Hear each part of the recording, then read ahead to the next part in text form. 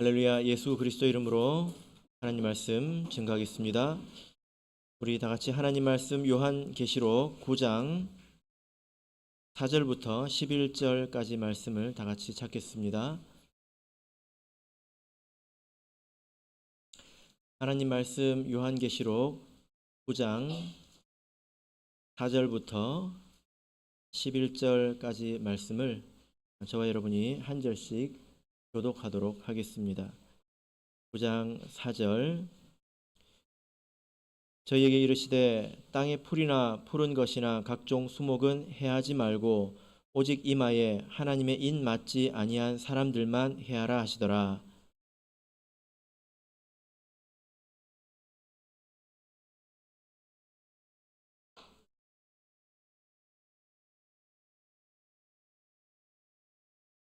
그날에는 사람들이 죽기를 구하여도 얻지 못하고 죽고 싶으나 죽음이 저희를 피하리로다.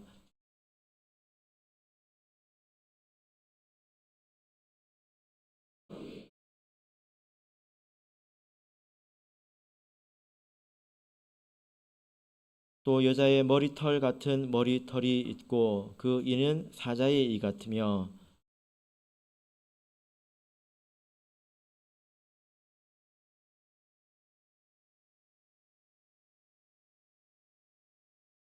또 전갈과 같은 꼬리와 쏘는 살이 있어 그 꼬리에는 5달 동안 사람들을 해하는 권세가 있더라. 임금이 있으니 무저갱의 사자라. 히브리음으로 이름은 아바돈이요 헬라음으로 이름은 아볼루온이더라. 아멘. 네, 오늘 이 시간은 5째 천사의 나팔 두 번째 시간입니다. 지난 시간에 이어서 5째 천사가 나팔을 불었을 때에 일어난 일들에 대해서 살펴보도록 하겠습니다. 5번째 천사가 나팔을 불었을 때 하늘에서 땅으로 별이 떨어졌습니다. 이 떨어진 별은 타락한 일꾼, 또 변질된 일꾼을 의미하죠. 지도자를 말하는 것입니다. 그로 인해서 무저갱의 구멍에 문이 열렸습니다. 우리 성경을 보면 저가 무저갱을 열었다 이렇게 되어 있지만 사실 원문을 보면 무저갱의 구멍의 문을 열었다, 구멍을 열었다, 무저갱의 우물을 열었다 이렇게 되어 있습니다. 그때에 마귀는 아주 지혜롭게 연기 같은 연기를 피워 올리죠. 이 연기는 하나님의 위엄과 능력을 흉내내는 그런 것이었습니다. 그래서 거기에 속아서 감동된 자들, 또 거기에 미혹된 자들이 있는데요. 그들이 바로 황충이었죠. 이들은 하나님의 나라를 공격하는 그런 존재였습니다. 4절부터 11절까지 오늘 본문은 크게 두 단락으로 나누어서 생각을 해볼 수 있는데, 먼저 4절부터 6절까지는 황충이 하는 일에 관해서 말씀을 하고 있습니다. 황충이 하는 일에 관해서. 그리고 7절부터 11절은 황충의 모양이 어떠한가를 중심으로 설명을 하고 있습니다. 우리는 먼저 이 황충의 모양에 대해서 먼저 살펴보도록 하겠습니다. 지난 시간에 황충의 모양을 여러분께 보여드린 적이 있죠. 사실 메뚜기이지 않습니까? 옛날 그 계시록 책을 보면 이 황충을 뭐라고 해석을 했냐면 이 황충은 전투기이다 이렇게 해석을 한 적이 있었습니다. 왜냐하면 좀 비슷하게 생겼다는 것입니다. 옛날에는 하늘을 나는 것을 보기가 되게 어려웠지 않습니까? 근데 이 메뚜기는 앞이 이제 몽툭하잖아요. 옛날 비행기가 그랬습니다. 앞에 뭐가 있었습니까? 프로펠러가 있었잖아요. 그죠? 그러니까 앞이 비교적 좀 뭉툭하고 하늘을 날면서 웅 하는 소리를 내잖아요. 그죠? 그리고 폭격하면서 파괴하는 그런 일들을 합니다.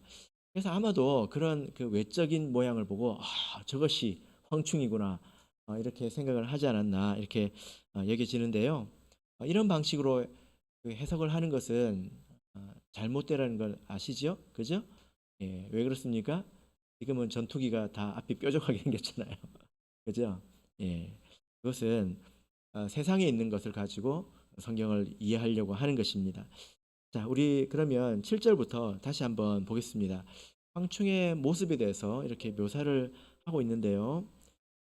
7절부터 10절까지를 우리 다시 한번 읽어보겠습니다. 시작. 황충들의 모양은 전쟁을 위하여 예비한 말들 같고 그 머리에 금 같은 면류관 비슷한 것을 썼으며 그 얼굴은 사람의 얼굴 같고 또 여자의 머리털 같은 머리털이 있고 그 이는 사자의 이 같으며 또 철흉갑 같은 흉갑이 있고 그 날개들의 소리는 병거와 많은 말들의 전장으로 달려 들어가는 소리 같으며 또 전갈과 같은 꼬리와 쏘는 살이 있어 그 꼬리에는 5달 동안 사람들을 해하는 권세가 있더라. 예. 자, 여기 보면 이 황충의 모양에 대해서 말씀을 하고 있는데요. 뭐 말, 면류관, 또 사람의 얼굴, 여자의 머리털, 사자의 이, 철흉갑 이런 것들로 이제 비유를 하고 있습니다. 근데 이 표현들이 여러분 어디서 많이 본 듯한 표현이지 않습니까? 어디서 이것들을 보셨을까요? 예. 사장 우리가 요한계시록 4장을 보면 네 생물이 나왔죠. 그 네 생물과 또 24장로의 모습에서 우리가 본 바와 있습니다. 그리고 성도들이 입는 하나님의 전신갑주, 에베소서 6장에 나오잖아요. 하나님의 전신갑주에서 본 그런 표현들입니다. 이 표현들은 하나같이 참된 성도, 온전한 성도의 모습을 설명하는 그런 표현들이었죠. 간단하게 살펴볼까요? 여기서 이제 말이라고 하고 있는데 우리가 이미 말을 보았죠. 흰 말을 보았지 않습니까? 말이라고 하는 것은 그리스도의 군사인 된 것을 말합니다. 그리고 면류관 같은 것을 쓰고 있다고 하고 있는데 면류관은 언제 씁니까? 승리했을 때 쓰지 않습니까? 누가 쓰고 있었을까요? 24장로가 쓰고 있었습니다. 그래서 이 면류관을 쓰고 있다고 하는 것은 승리했다는 것인데요. 무엇에 대해서 승리했을까요? 자기 자신에 대해서 자기 자신을 다스렸다는 것이죠. 그리고 세상에서 겪는 여러 가지 시험과 그리고 여러 가지 환난에 대해서 이겼다라는 뜻이 되겠습니다. 그 다음에 사람의 얼굴이라고 말하고 있는데 사람의 얼굴은 바로 네 생물 가운데 나온 것이었죠. 사람의 얼굴은 하나님의 모양과 형상을 뜻하는 것입니다. 그리고 머리털은 그의 영광을 이야기하는 거죠. 사자는 또 네 생물에서 보지 않았습니까? 그리고 철흉갑은 무엇이었을까요? 우리 하나님의 전신갑주에 의의 흉배가 나옵니다. 여기서는 흉갑이라고 하고 있고 에베소서에서는 흉배라고 하고 있지만 이것은 동일한 글자입니다. 또 날개가 있다고 하고 있죠. 이것은 또 네 생물에서 우리가 본 바와 같습니다. 그래서 이 황충이 도대체 무엇이냐라고 할 때 이들은 어떤 그 물체거나 동물이거나 자연 현상이거나 그런 것이 아니라 이들은 어떤 부류의 성도들을 말하는 것입니다. 어떤 부류의 성도들을 말하는 것입니다. 그래서 그 여기까지 보면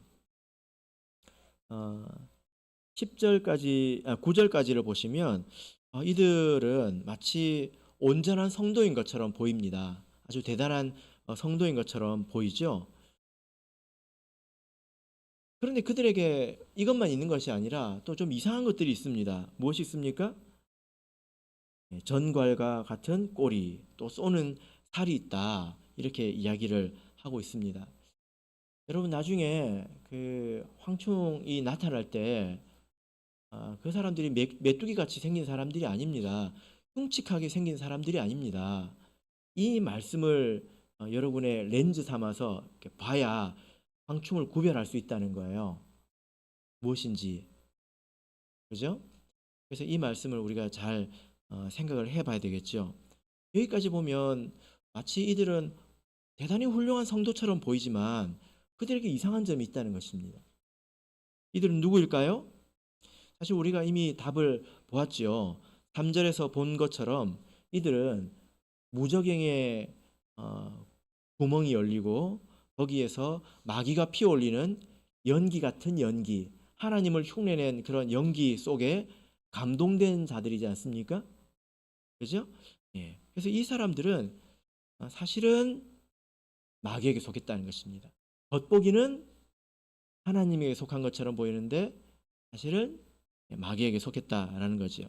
그래서 우리가 다시 정신을 차리고 이 황충에 대해서 묘사한 표현들을 다시 한번 읽어보면 여기 가장 많이 등장하는 단어가 있습니다. 아주 눈에 띄게 등장하는 것이 있는데요. 어떤 표현일까요? 1절부터 9절까지를 보면 어떤 표현이 가장 많이 등장합니까?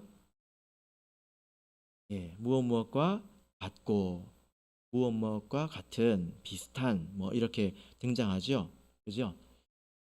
이것이 중요한 것입니다. 그러니까 이 황충들이 하는 일이 지금 마귀가 하는 일과 비슷하다는 것입니다. 무저갱의 그 구멍에 열리니까 마귀가 제일 처음 한 게 무엇이었습니까? 마귀가 지혜로워요. 제일 처음 한 일이 무엇입니까? 하나님을 흉내낸 일이었잖아요. 그래서 사람들을 속이는 일이었지 않습니까?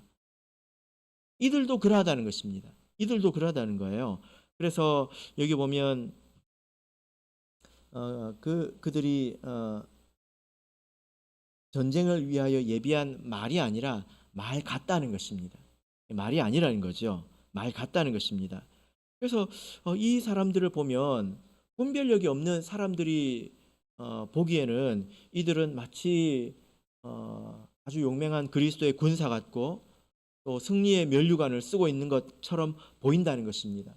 또 예수님을 닮은 것처럼 보이고 하나님의 나라를 위해서 아주 헌신적인 그런 사람들처럼 보인다는 것입니다. 신앙 안에서 보면 이것은 굉장히 매력적인 것이죠. 그런데 그들에게 무엇이 있다고 하고 있습니까? 전갈에 꼬리가 있다. 이렇게 말을 하고 있습니다. 그래서 사람들을 해친다. 이렇게 말씀을 하고 있죠. 그죠? 자, 여러분, 우리가 분별력이 없으면 얼마나 속기 쉬울까요? 그러니까 이렇게 하나님께서 황충에 대해서 이렇게 여러 가지로 무엇과 같고 이것을 수차례 여러 가지로 표현해 놓은 것은 그들을 분별하기가 아주 어렵다는 것입니다. 속기가 아주 쉽다는 것입니다. 이렇게 흉내를 내는데 어떻게 아니 나는 딱 보면 알아요. 네, 그렇게 말할 수 있을까요?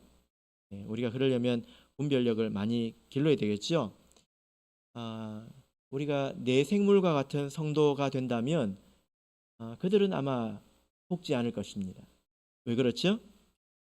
우리가 계시록 4장 8절을 보시면 내 생물은 우리 온전한 성도들의 표상이라고 이렇게 말할 수 있는데요. 4장 8절을 보시면 이 내 생물에 대해서 이렇게 말하고 있습니다. 내 생물이 각각 6날개가 있고 그 안과 주위에 눈이 가득하더라. 안팎으로 눈이 가득하더라. 이렇게 말씀을 하고 있습니다. 그래서 이때 제가 말씀을 드렸는데 여러분께서 만약에 내 생물을 그림을 그리려면 어떻게 그려야 된다고 이야기했습니까? 기억나십니까? 점묘화로 그려야 된다고 콕콕 찍어서 점을 찍어서 그려야 된다고 여기 나십니까? 예, 근데 그 점의 모양이 뭘까요? 예, 눈동자 이렇게 눈동자 그 모양으로 콕콕 찍어서 그래야 될 것입니다. 그러니까 이 내생물은 안으로 밖으로 모든 것을 다 보고 있다는 것입니다. 이것은 분별한다는 거죠. 분별력 덩어리라는 것입니다. 그래서 이 내생물처럼 성숙한 성도들의 그 특징은 그들이 아주 섬세한 분별력이 있다는 것이죠. 그래서 이 성숙한 성도들의 눈으로 보기에는 이들이 분별하기가 그렇게 어렵지는 않을 것입니다. 여러분, 그래서 우리가 이런 걸 조심해야 돼요. 겉으로 드러난 것, 보고 속기 쉬운 것에 속아서는 안 된다는 것입니다.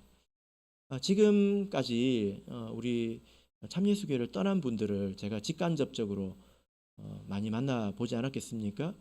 근데 그분들이 그리고 이제 그분들이 많은 사람들에게 영향을 끼치기도 했는데요. 그분들이 하는 말이 뭐냐면 전도를 위해서 그리고 하나님의 말씀을 더 잘 지키기 위해서 이런 말을 합니다. 그런 것을 보면 이 사람들은 정말 말씀이나 그리고 하나님의 일에 헌신된 것처럼 보입니다. 그래서 그런 일이 정말 있을 때에는 마치 우리 모두가 연기 속에 있는 것처럼 누가 참된 사람인지 또 누가 그릇된 사람인지 헷갈리기가 참 쉽죠. 그죠? 그러나 우리가 이런 것을 분별해야 된다는 것입니다. 분별력이 없으면 교회가 왜 저렇게 열심히 하려고 하는 사람들을 품어주지 못하느냐 이렇게 말을 하게 됩니다. 이것이 속는 것이죠. 그죠? 이제 더 큰 문제는 제가 이런 이야기도 들어봤는데요. 이것은 뭐 우리나라 이야기는 아니고요. 어, 한국 사람들은 좀 극단적인 데가 있어가지고 아니다 그러면 결별을 하지 않습니까? 그죠? 그런데 해외 여러 이제 교회를 이야기 들어보니까 예전에 해외 교회들도 뭐 대만이나 다른 지역에 있는 교회들도 그랬대요. 생각이 다르고 가치가 다르면 이렇게 떠나버렸다는 것입니다. 그런데 최근에는 그렇지 않는데요. 떠나지 않고 이 안에 남아가지고 다른 믿음을 마음에 품고 그냥 그렇게 있는다는 것입니다. 그래서 다른 사람들한테 영향을 미친다는 거죠. 그런 씨앗들이 우리 안에 얼마든지 있을 수 있다라는 것입니다. 그래서 황충을 보시고 어떻게 내가 이들을 분별할 수 있을지 오늘 말씀을 통해서 답을 얻으시길 바랍니다. 자, 그러면 이 황충들이 하는 일이 무엇일까요? 자, 4절부터 6절까지를 보겠습니다. 4절에서 6절 보겠습니다. 읽겠습니다. 시작. 저에게 이르시되 땅에 풀이나 푸른 것이나 각종 수목은 해하지 말고 오직 이마에 하나님 인 맞지 아니한 사람들만 해하라 하시더라. 그러나 그들을 죽이지는 못하게 하시고 5달 동안 괴롭게만 하게 하시는데 그 괴롭게 함은 전갈이 사람을 쏠 때에 괴롭게 함과 같더라. 예. 자, 이 황충들이 하는 일이 있습니다. 그 일이 무엇입니까? 예, 하나님의 인 맞지 아니한 사람들을 해하는 것입니다. 그죠? 그들을 5달 동안 괴롭게 한다. 예, 정해진 기간이 있다는 것입니다. 기간 동안 괴롭게 한다. 그런 권세를 얻었다. 이렇게 말씀을 하고 있습니다.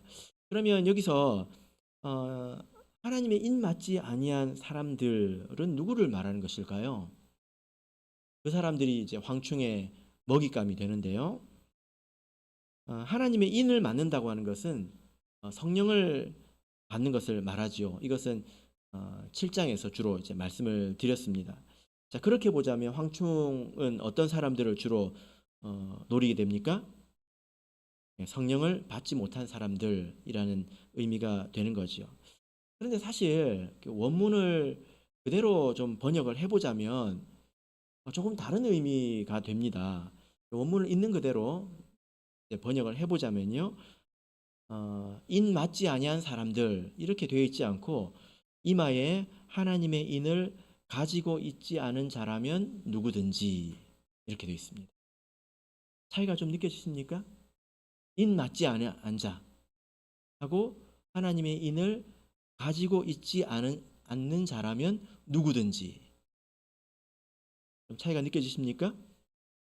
이 표현에서 강조하는 게 뭐냐면은 이때 이 시대 이 5째 나팔 이때에 어, 성령을 가지고 있어야 된다는 것입니다.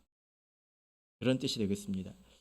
그러니까 성령을 받았다 하더라도 그 당시에도 과거에 아무리 뭐 성령을 받았다 하더라도 그 당시에 성령을 계속 가지고 있어야 된다는 것입니다. 성령을 받은 이후에 어떤 일이 있을 수 있습니까? 예, 영원히 성령을 한번 받으면 영원히 떠나지 않는 것이 아니죠. 그죠? 예, 성령을 근심하게 할 수 있고 그리고 심지어 성령을 소멸하게도 할 수 있습니다. 그래서 에베소서 4장 30절을 보면 하나님의 성령을 근심하게 하지 말라 이렇게 말씀을 하고 있고 데살로니가전서 5장 19절을 보면 성령을 소멸치 말며 이렇게 말씀을 하고 있습니다. 그러니까 성령을 근심하고 그것을 계속 지속적으로 이어나가게 된다면 결국 성령을 소멸하게 되는 일이 생기겠죠. 만약에 이런 일이 있다면 그 사람은 성령을 받은 사람이지만 지금은 없는 것이 되는 것입니다. 그러니까 말 그대로 받았던 사람이 되는 것입니다. 그죠? 그러면 성령을 가지고 있지 않은, 성령이 없는 그런 사람이 되는 것이지요. 자, 그러면 어떤 사람이 성령이 없는 사람일까요? 어느 날 갑자기 방언 기도가 나오지 않는 사람일까요? 물론 그런 경우를 제가 본 적이 있습니다. 하나님을 심히 근심케 했기 때문에 방언이 나오지 않는 분이 계셨고 수년 동안 그것을 숨기고 신앙생활을 이렇게 하신 경우도 있더라고요. 제가 나중에 그걸 알고 이제 지도를 했는데요. 그게 다가 아니죠. 그죠? 자, 여기서 보면 인을 가지고 있다. 이것은 성경에서 좀 독특한 표현입니다. 우리도 성령을 받았다 이렇게 표현하지 우리가 아직 성령을 가지고 있다 이런 표현은 잘 안 하지 않습니까? 근데 여기서 이제 그렇게 표현을 하고 있는데요. 디모데후서 2장 19절을 보겠습니다. 디모데후서 2장 19절.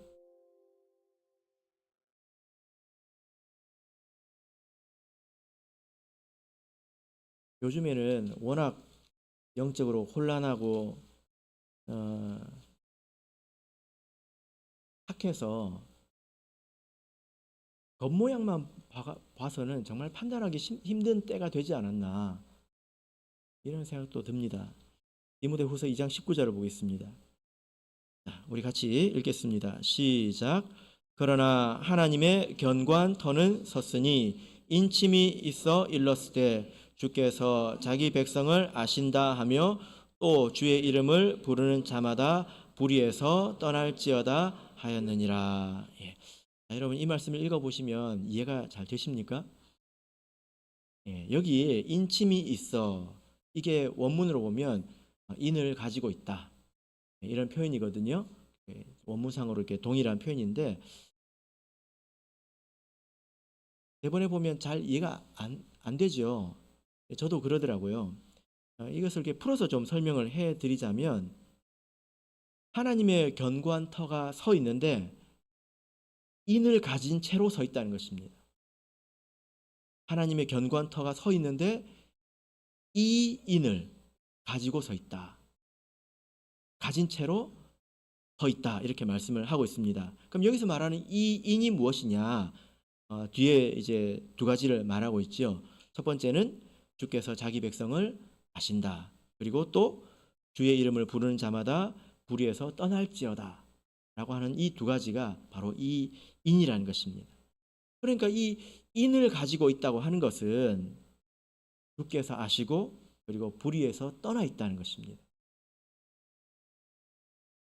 어떤 불의에서 떠나야 될까요?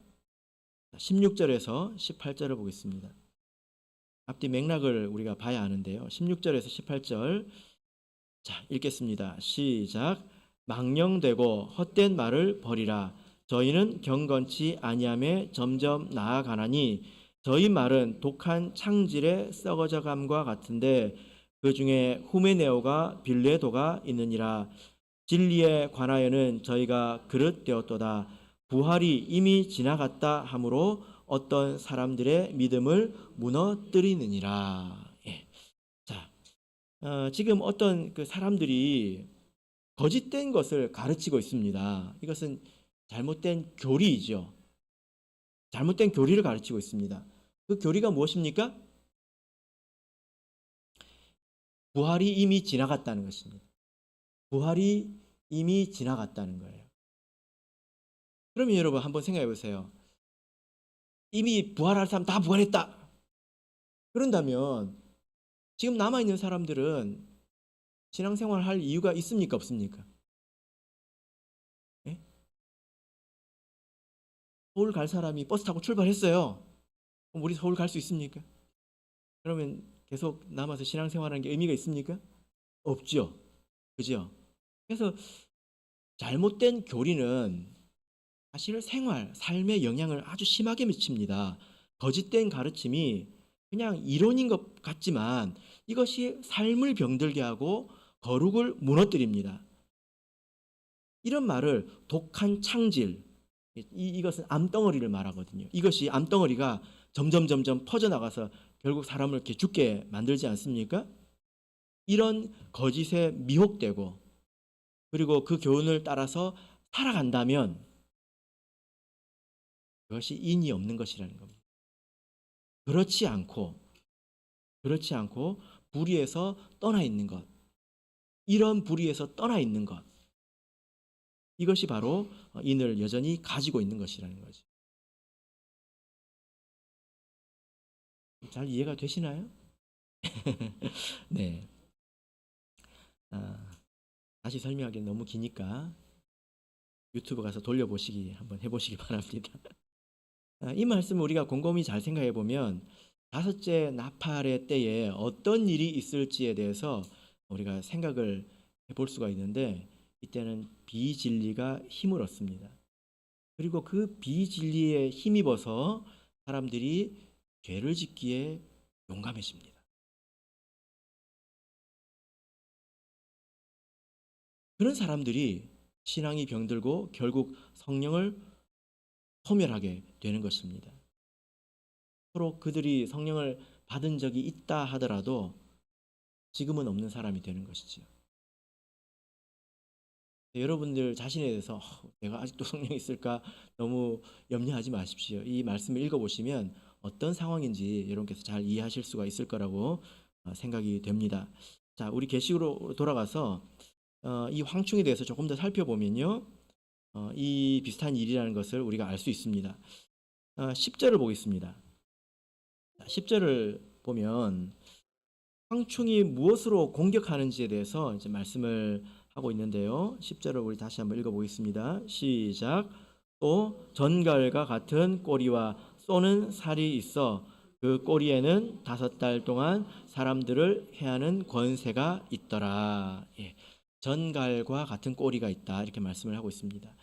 전갈은 우리 한국에서 잘 볼 수 없는 그런 동물이죠. 어디 가야 볼 수 있습니까? 네? 산에 있나요? 사막에. 우리나라는 사막이 없잖아요. 동물원에 가야 있지 않을까요? 예. 정갈에 대해서 좀 검색을 해보면 정갈도 종류가 굉장히 많다고 합니다. 1000종이 넘는다고 해요. 대부분 정갈은 이제 꼬리에 독성이 있지 않습니까? 꼬리로 이렇게 힘을 찌르는데 대부분 벌 정도의 독성을 가지고 있다고 합니다. 근데 어떤 정갈은 아주 치명적인 그런 맹독성도 있다고는 합니다. 전갈에 찔려보신 적이 없으시잖아요. 그죠? 저도 전갈에 찔려본 적은 없습니다. 거의 본 적도 없기 때문에. 근데 제가 제 기억을 되살려보면 저는 진에 물려본 적이 있습니다. 네, 진에 물리면 마치 그 불침을 놓은 것처럼 뜨끔하거든요. 네, 뜨끔합니다. 깜짝 놀랐습니다. 그 정도로 아플까? 제가 생각을 해봤는데 아마 후유증은 좀 더 심하지 않을까 이렇게 생각이 듭니다. 황충에게 전갈에 꼬리가 있어서 우리를 막 찌르고 다닐까요? 이렇게 5달 동안? 그러지 않겠죠? 이 꼬리를 보자면 계시록 12장 3절 4절을 보겠습니다. 어떤 성도들에게 숨겨놓은 꼬리가 있어가지고 그 꼬리에 있는 바늘로 막 찌르고 다니고 그러지는 않겠죠? 계시록 12장 3절 4절 읽겠습니다. 시작. 하늘에 또 다른 이적이 보이니 보라, 한 큰 붉은 용이 있어 머리가 7이요 뿔이 10이라. 그 여러 머리에 7 면류관이 있는데 그 꼬리가 하늘별 3분의 1을 끌어다가 땅에 던지더라. 용이 해산하려는 여자 앞에서 그가 해산하면 그 아이를 삼키고자 하더니. 예. 자, 여기 보면 용에게 용이 우리 하늘의 별, 이건 성도를 말합니다. 이 하늘에 있는 병을 땅에 던집니다. 이것은 그들을 타락하게 한다는 것입니다. 얼마나 타락하게 한다는 거죠? 3분의 1을 타락하게 한다고 합니다. 우리 성도들의 3분의 1이 타락한다고 생각해 보십시오. 어느 날 뚝 떨어진다고 한번 생각을 해보세요. 어마어마한 일이지 않습니까? 그런데 이렇게 그 성도들을 타락하는데 바로 그가 꼬리를 가지고 이렇게 하는 것을 볼 수가 있습니다. 그러니까 꼬리는, 이 꼬리라고 하는 것은 사단이 성도를 타락하게 하는데 쓰는 아주 강력한 도구인 것이죠. 바로 황충이 그 도구가 되겠습니다. 우리 이 꼬리에 대해서는 이사야서 말씀을 참고해 볼 수가 있습니다. 이사야서 9장을 보겠습니다. 이사야서 9장 14절에서 16절을 보겠습니다.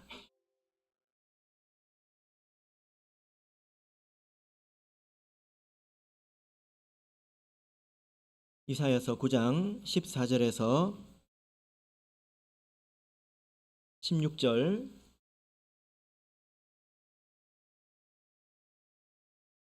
네, 같이 읽겠습니다. 시작. 이러므로 여호와께서 하루 사이에 이스라엘 중에서 머리와 꼬리며 종려 가지와 갈대를 끊으시리니 머리는 곧 장로와 존귀한 자요 꼬리는 곧 거짓말을 가르치는 선지자라. 백성을 인도하는 자가 그들로 미혹해하니 인도를 받는 자가 멸망을 당하는도다. 단순히 꼬리라는 단어가 여기 등장했기 때문에 꼬리는 이것이다 이렇게 서로 이렇게 매칭을 하는 것은 아니고요. 이 전후의 문맥, 상황 이런 것들을 종합적으로 살펴봐서 이 말씀이 계시록의 이 말씀과 서로 이렇게 통한다라고 우리가 판단할 수 있는 것입니다. 이 말씀은 이스라엘의 패망과 관련이 있는데 마지막에 우리 교회도 이런 일을 겪게 됩니다.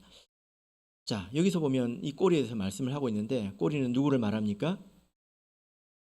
거짓말을 가르치는 선지자라 이렇게 말씀을 하고 있습니다. 그렇죠? 머리는 누구를 말하죠?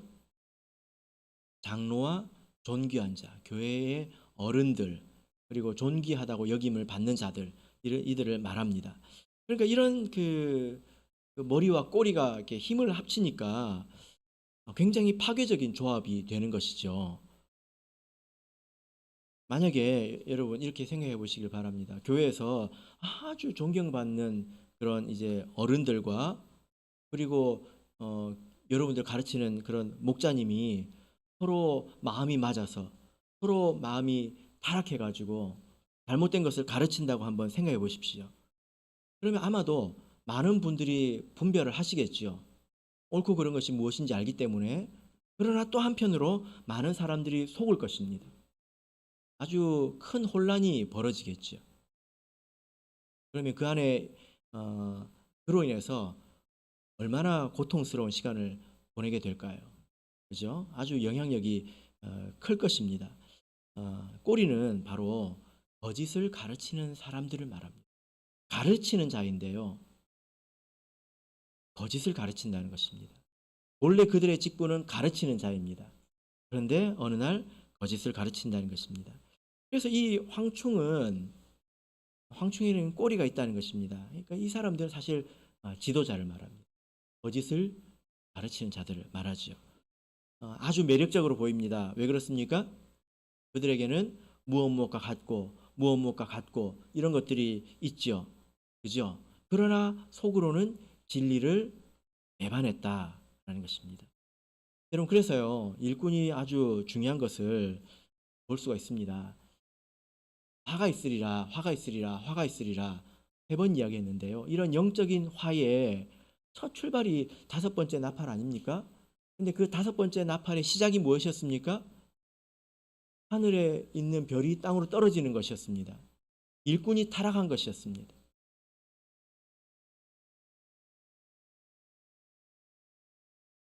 그래서 우리 성도님들께서 이 많은 일꾼들을 위해서 기도하셔야 되겠죠.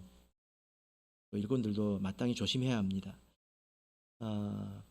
그래서 이 5번째 나팔의 내용을 보자면 가르치는 자들이 먼저 사단의 감동을 받습니다.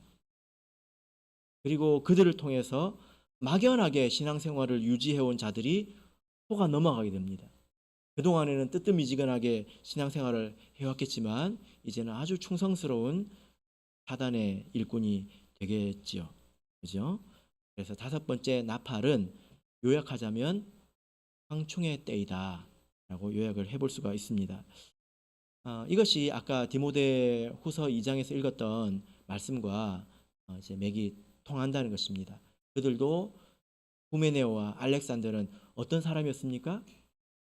부활이 지나갔다고 거짓을 가르치는 사람이었습니다. 그래서 어떤 사람들이 거기에 넘어가게 되었고 그들의 삶이 타락하게 되었다는 것입니다. 그들에게는 인이 없어졌다는 거예요. 인이 없다는 것입니다.